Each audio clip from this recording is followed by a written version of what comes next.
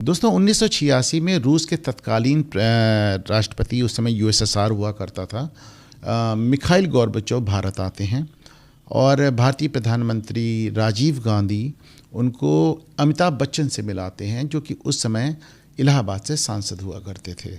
राजीव उनका परिचय ये कह के कराते हैं कि साहब ये हमारे हिंदी सिनेमा के सुपरस्टार हैं।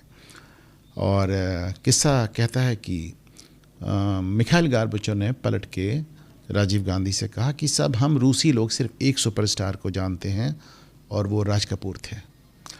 तो राज कपूर सही मायनों में भारत के पहले एक अंतर्राष्ट्रीय स्टार हुए हैं और विशेष तौर से रूस में उनकी पॉपुलैरिटी, उसके बारे में आज भी चर्चा होती है।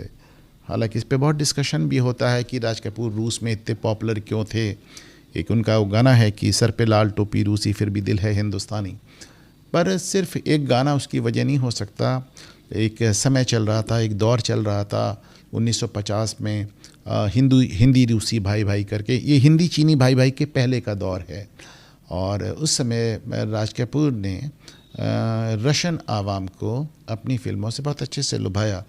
और मैं मेरा अपना मानना है कि इसमें राज कपूर का गोरा रंग और नीली आँखें, जो कि रूस में बहुत पॉपुलर हैं, इसमें काफ़ी सहायक रहे। राज कपूर मैं मानता हूं कि गुरुदत्त के अलावा हिंदी फिल्मों के एक इकलौते शख्स रहे हैं जिनको सिनेमा के हर विधा पे पूरा कंट्रोल था। हर विधा से मेरा मतलब है कि साहब जाहिर सी बात है, एक्टर थे वो, डायरेक्टर थे, प्रोड्यूसर थे, लेकिन इसके अलावा उनको कैमरे की बड़ी जानकारी थी, कैमरे एंगल्स की, उनको स्टोरी राइटिंग और गानों के लिरिक्स, म्यूज़िक, हर चीज़ में वो इन्वॉल्व होते थे और बड़ा उनका दखल रहता था। और उन्होंने अपने टाइम में एक जो टीम बनाई थी, जिसमें उनके गाने शैलेंद्र लिखते थे, म्यूज़िक शंकर जयकिशन देते थे, आवाज़ मुकेश की होती थी और पर्दे पे ऑफ कोर्स राज कपूर।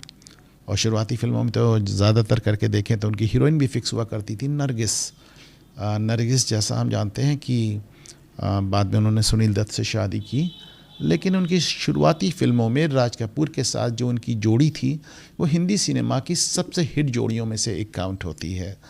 और राज कपूर के साथ जो उनका अफसाना था, और उसको तो राज कपूर ने जब अपना आरके स्टूडियो बनाया तो उसका एम्ब्लेम, उसका लोगो बना दिया। बरसात फिल्म 1949 में आई थी, जिसमें एक पोज था जिसमें राज कपूर के एक हाथ में झूलती हुई नरगिस और दूसरे हाथ में वॉयलिन।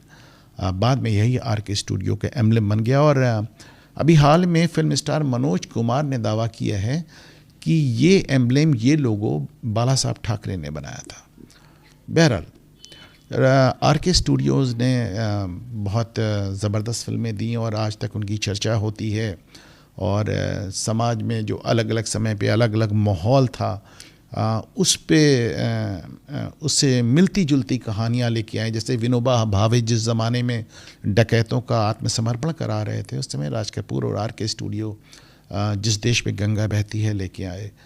प्रेम रोग में हमने देखा कि किस तरह उन्होंने कास्ट, एक जाति प्रथा को और एक विडो रीमैरिज, विधवाओं की शादी को किस तरह पुरजोर तरीके से उठाया। और बड़े एक्सपेरिमेंट्स किए राज कपूर ने अपने टाइम में। बल्कि 2 फिल्में तो उन्होंने ऐसी बनाई, संगम और मेरा नाम जोकर, जो कि 4-4 घंटे से ज़्यादा की थी। और ये देश में पहली बार हुआ जब 2-2 इंटरवल्स होते थे। ये वो फिल्में थी जो रिलीज़ होने पे तो फ्लॉप हो गई, लेकिन बाद में इनकी कल्ट फॉलोइंग हुई और आज तक बहुत पसंद की जाती हैं। हालांकि सत्यम शिवम सुंदरम, बॉबी ने एक लव स्टोरीज़ की एक सीरीज़ चलाई थी जो 1980 के दशक तक चली। और बरसात, आग, आवारा, शी 420, ऐसी तमाम ज़बरदस्त फिल्में देने वाले आरके स्टूडियो और राज कपूर का डायरेक्शन। लेकिन मेरी अपनी जाती राय में जो एक राज कपूर की जो सबसे अच्छी फिल्में थी, उसमें राज कपूर का डायरेक्शन नहीं था। और मैं उसको मानता हूँ जागते रहो और तीसरी कसम। राज कपूर शायद पहले, मेरी याददाश्त में ऐसे पहले फिल्मकार थे जो सरहद पार से एक्ट्रेस लेके आए थे। जब वो हिना फिल्म बना रहे थे तो ज़ेबा बख्तियार को उन्होंने उसमें जगह दी थी। बाद में तो आपने देखा बहुत ढेर सारे पाकिस्तानी कलाकारों ने हिंदी फिल्मों में काम किया, पर मुझे याद नहीं पड़ता कि ज़ेबा बख्तियार से पहले कोई एक्ट्रेस हिंदी सिनेमा में आई हो। राज कपूर का आज जन्मदिन है। राज कपूर, उनका परिवार बॉलीवुड की फर्स्ट फैमिली कहलाता है, और जिसकी शुरुआत पृथ्वीराज कपूर से होती है। फिर आपने देखा राज कपूर, शम्मी कपूर और शशि कपूर, ये 3 भाई। फिर इनके बच्चे जो आपने देखे अभी तक, आप रणबीर कपूर, करिश्मा कपूर, करीना कपूर, और एक जैसा हम कभी कभी पॉलिटिक्स में देखते हैं कि बहुत बड़ा ख़ानदान, उस तरह ये बॉलीवुड की फ़र्स्ट फैमिली कहलाती है। और अभी हाल में RK स्टूडियो में आग लगने के बाद उसे बेच भी दिया गया, लेकिन राज कपूर, उनका योगदान और राज कपूर का लीजेंड, मैं समझता हूँ जब तक हिंदुस्तान में सिनेमा रहेगा चलता रहेगा।